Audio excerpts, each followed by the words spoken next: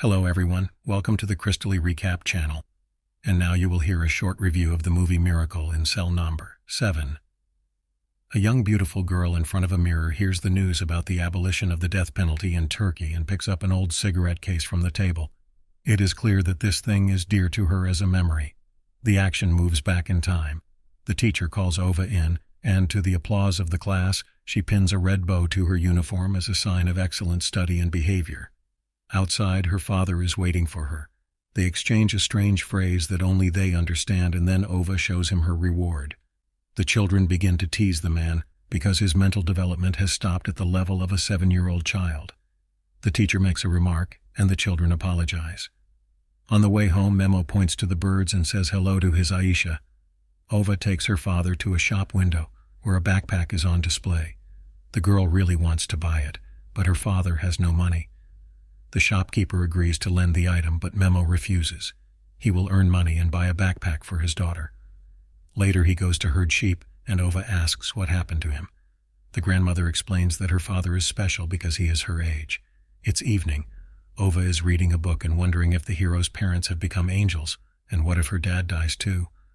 But he reassures the girl that he will always be with her. In the morning, Memo makes sweets from apples. He will sell them at the festival, because Ova dreamed about her backpack all night. On the way to the parade, Ova stops at the window again, and the daughter of a high-ranking army lieutenant colonel sees it. At this time, a military unit is passing through a mountain road.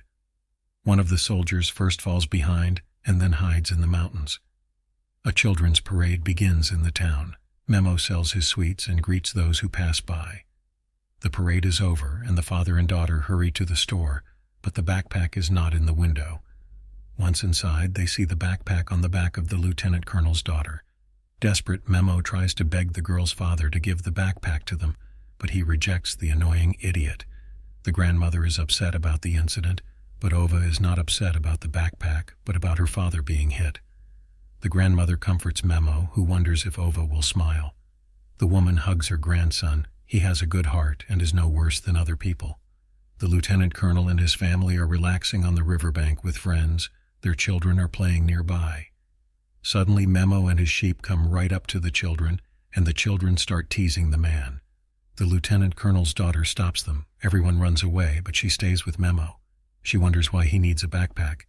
The children sit down at the table. The girl plays with Memo and leads him to the shore.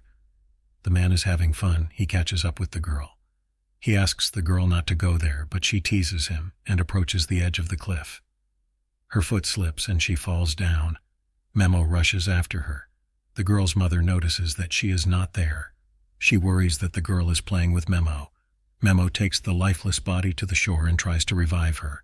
The military takes the daughter away. The father grabs for his weapon, but the soldiers take it away. They beat Memo, demanding a confession to the murder, and he shouts that the one-eyed giant saw everything. He doesn't understand what they want from him and why they are beating him, because the girl fell down on her own, but the confession is obtained, and the lieutenant colonel sends Memo to prison. Morning comes. The grandmother and Ova hope that Memo is about to be released, but the guard on duty tells her that her grandson drowned the girl in the lake. The woman does not believe it. He is not capable of such a crime.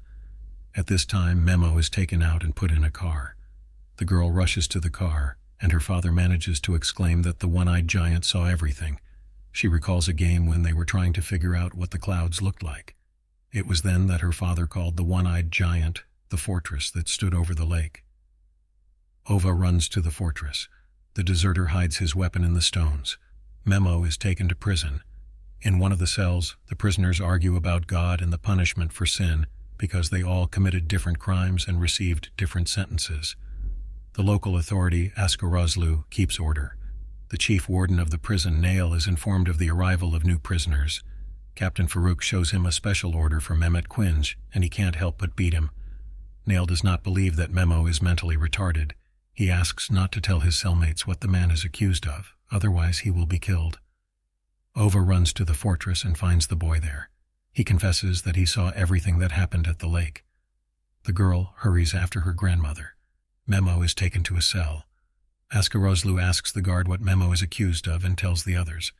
Ova and her grandmother come to the fortress, but the deserter has left. Memo is put in a bag over his head and beaten with the whole camera. Ova does not want to leave the fortress, but her grandmother persuades her.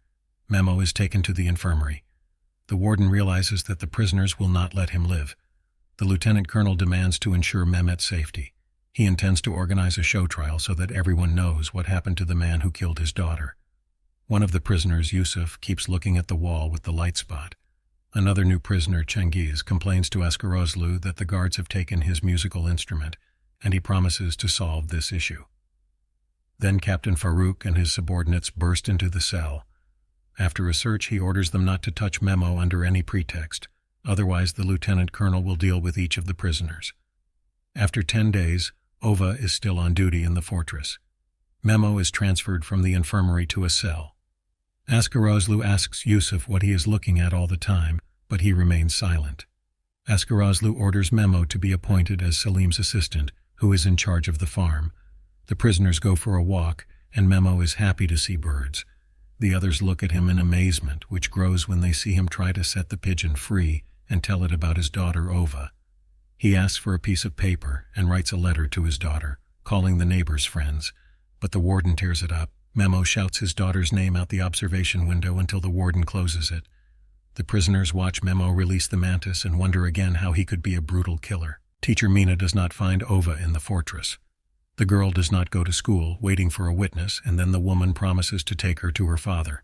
The court decides that Memo is guilty of murder and should be executed by hanging. Mina, her grandmother, and Ova arrive at the prison, but they are not allowed in. While Mina argues, Ova approaches the walls. She calls out her father's name. He hears her and runs out into the yard. All the prisoners watch as the man hits the wall, trying to break through to his daughter. The guards grab him, but the prisoners do not let them beat him and take him to the cell themselves. The warden nail shames the soldiers who try to grab the girl. Cengiz returns the tool.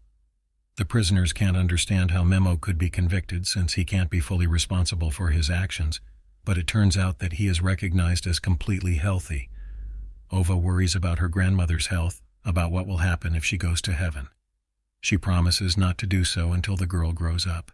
The prisoners have a dinner, during which Cengiz plays and sings for everyone, and Memo tells how he married Aishi and how they had Ova. At night, Askarozlu goes to the restroom, and Memo sees Cengiz taking something out of his musical instrument and follows him. It turns out that Cengiz came to the prison to kill an authority figure, and he was hiding a knife in the instrument. But then Memo bursts into the room and prevents him from killing Askarozlu. The cellmates capture the killer, and Askarozlu decides to do everything to deliver Ova to father. He turns to his accomplices on the outside for help. The prison governor receives an order to execute Mehmet. The two men transmit conditional words to Ova, and the girl goes with them to the prison. Askarozlu's wife takes her to the visiting room and is convinced that she is her husband's daughter. One of the guards quietly takes the girl out into the courtyard and hides her in a food delivery table. Memo is lying on her bed when she suddenly hears her daughter's voice.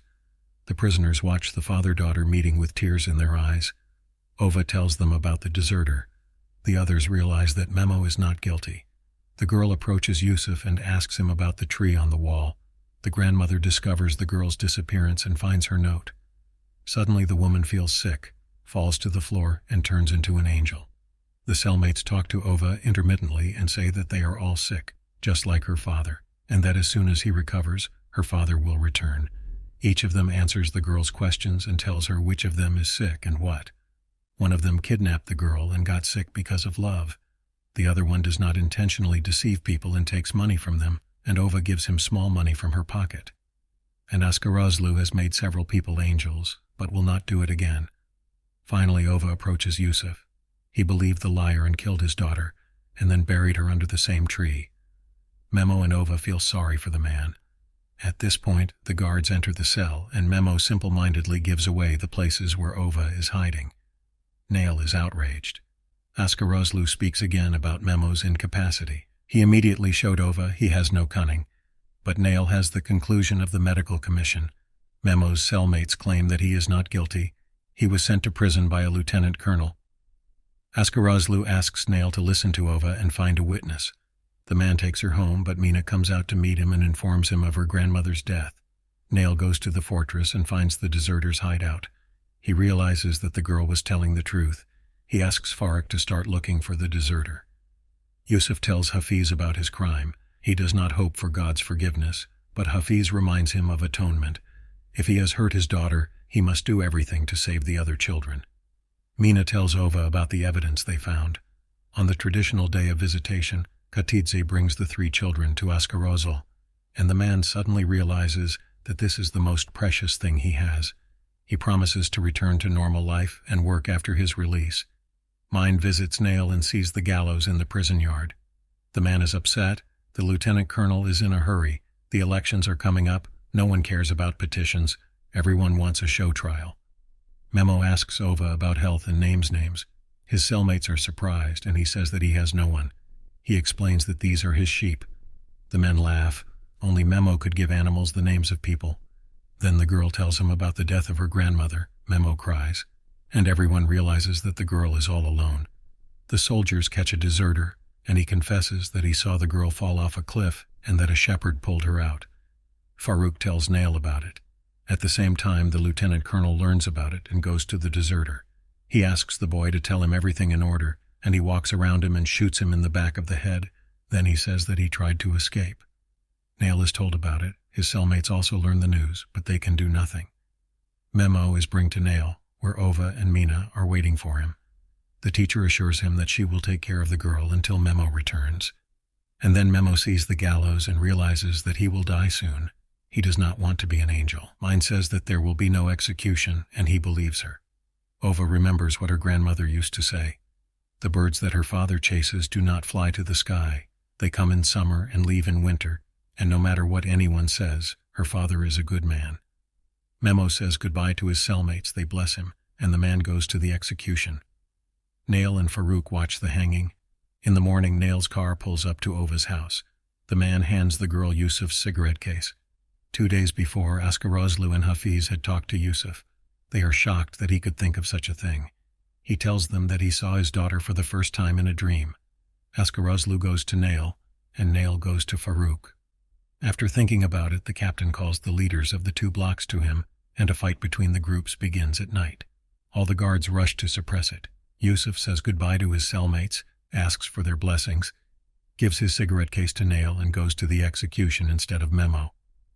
Mehmet is taken out of the prison and put into Nail's car. Yusuf is blindfolded. Askarozlu's friends cause an accident and detain the prosecutor and the lieutenant colonel, and the execution takes place without them. In the morning, a note appears in his file that he escaped during the riots, and Memo's case is closed. Nail and Farouk bring Memo to his home, and the father and daughter are reunited. At night, the police put Memo and Ova on a boat and illegally take them out of Turkey. The girl is taught how to answer questions. They say goodbye, and the boat leaves. A beautiful young girl holds a cigarette case and smiles through her tears. It's an unrealistically sincere movie with amazing acting. The main miracle of life is the love of children and parents, when they love simply because they love. Not for something, not in spite of something, but simply because they have each other. This is the end of the movie. That's all for today. Subscribe and like if you want more videos like this.